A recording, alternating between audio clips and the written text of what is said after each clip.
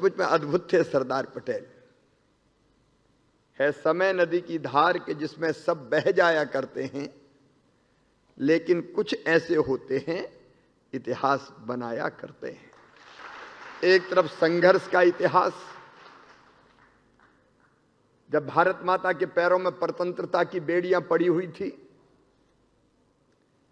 तब वो आजादी के लिए जूझे महात्मा गांधी जी के नेतृत्व में, और अन्याय कहीं भी हुआ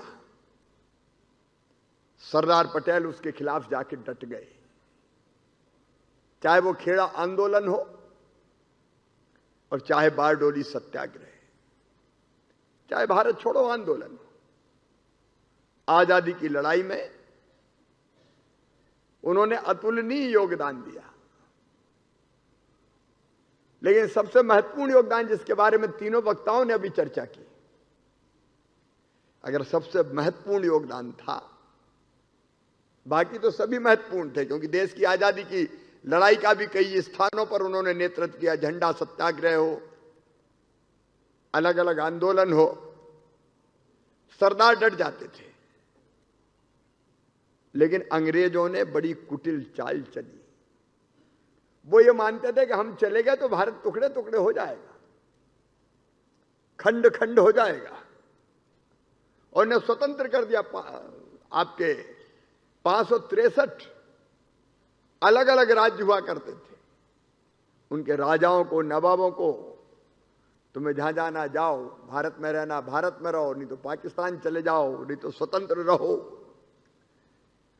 वो सोचते ये थे कि ये सब भारत के साथ नहीं जाएंगे, भारत तितर बितर हो जाएगा। लेकिन उनको शायद सरदार की ताकत का एहसास नहीं था। सरदार वल्लभ भाई पटेल गृह मंत्री थे, उनके जिम्मे यह काम आया कि वो देसी रियासतों का भारत में विलय करें और एक एक करके सारे राजाओं को, नवाबों को सरदार पटेल ने बुलाया।